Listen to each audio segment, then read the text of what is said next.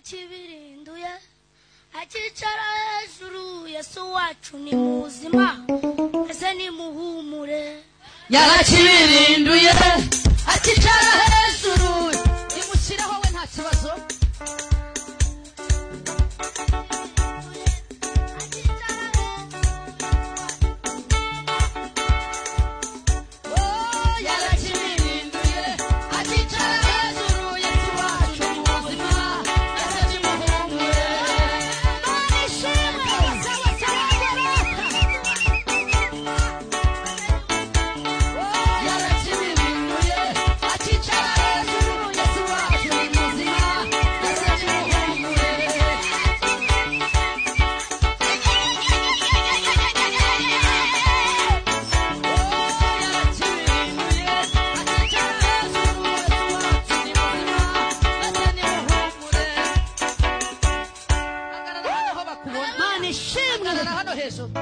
Hallelujah.